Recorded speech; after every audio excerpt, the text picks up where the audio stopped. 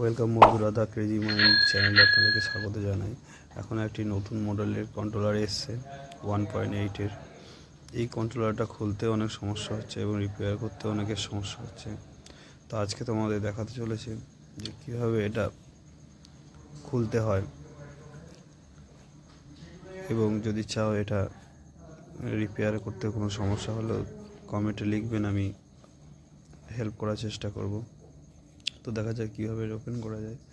প্রথমে দেখো, এই যে একটা কন্ট্রোলার আছে যেটা আমি একটু খুলে রেখেছি, এখানে যে গামটা থাকবে পেস্টটা সেটাকে ঘষে তুলে দেবে।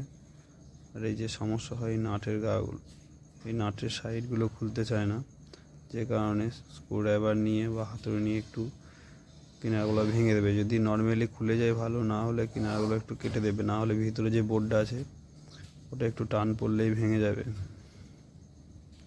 মসপেটগুলো ছিঁড়ে বেরিয়ে আসবে। আচ্ছা, প্রথমে বলি, এই যে কাপলারের পয়েন্টটা দেখছেন, এটা ঘষে তুলে দিতে হবে। এরপরে সাইডে যে গামগুলো লেগে আছে এগুলোকে তুলতে হবে।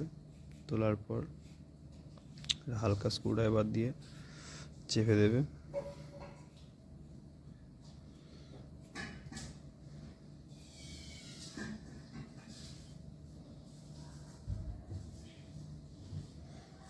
এই কাপলারটা প্রথম খুলে নেবে।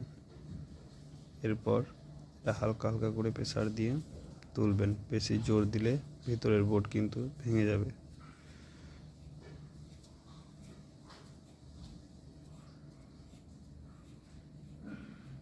ভালোভাবে নিচেটা পরিষ্কার করবেন।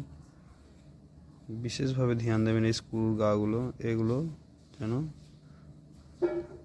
কোনো রকম জয়েন্ট না থাকে। যেটা খুলে গেছে।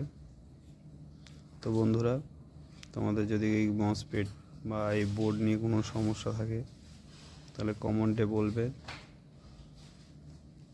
আমার যতটা জানা আছে আমি তোমাদেরকে হেল্প করব। ধন্যবাদ।